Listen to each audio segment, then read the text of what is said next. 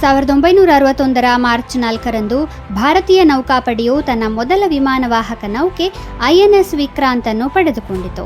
1957ರಲ್ಲಿ ಭಾರತವು ಅಪೂರ್ಣ ನಿರ್ಮಾಣದೊಂದಿಗೆ British royal ನೇವಿಯಿಂದ INS Vikrant ಅನ್ನು ಖರೀದಿಸಿತ್ತು.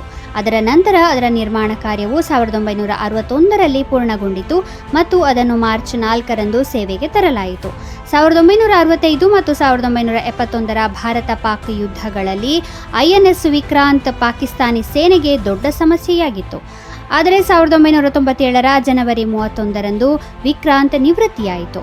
ಈ ದಿನಾಂಕದ ಸುಮಾರು 25 ವರ್ಷಗಳ ನಂತರ ಅಂದರೆ 2022ರ ಸೆಪ್ಟೆಂಬರ್ 2ರಂದು ಐಎನ್ಎಸ್ ವಿಕ್ರಾಂತ್ ಭಾರತೀಯ ನೌಕಾಪಡೆಗೆ ಮರಳಿತು.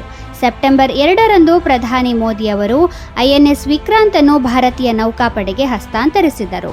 ಇದರೊಂದಿಗೆ ಭಾರತವು ದೇಶೀಯ ತಂತ್ರಜ್ಞಾನದೊಂದಿಗೆ ಇತರ ಬೃಹತ್ ವಿಮಾನವಾಹಕ ನೌಕೆಯನ್ನು ನಿರ್ಮಿಸುವ ಸಾಮರ್ಥ್ಯ ಹೊಂದಿರುವ ವಿಶ್ವದ ಆ ದೇಶಗಳ ಸಾಲಿಗೆ ಸೇರ್ಪಡೆಯಾಗಿದೆ.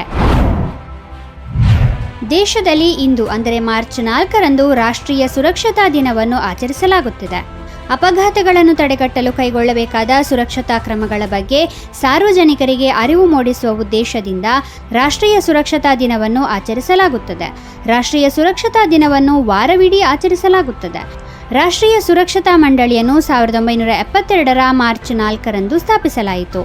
ರಾಷ್ಟ್ರೀಯ ಸುರಕ್ಷತಾ ದಿನವನ್ನು ಮೊದಲ ಬಾರಿಗೆ 1971ರಲ್ಲಿ ರಾಷ್ಟ್ರೀಯ ಸುರಕ್ಷತಾ ಮಂಡಳಿಯ ಸ್ಥಾಪನೆಯ ನೆನಪಿಗಾಗಿ ಮತ್ತು ಸುರಕ್ಷತಾ ಜಾಗೃತಿಯನ್ನು ಹೆಚ್ಚಿಸಲು ಆಚರಿಸಲಾಯಿತು.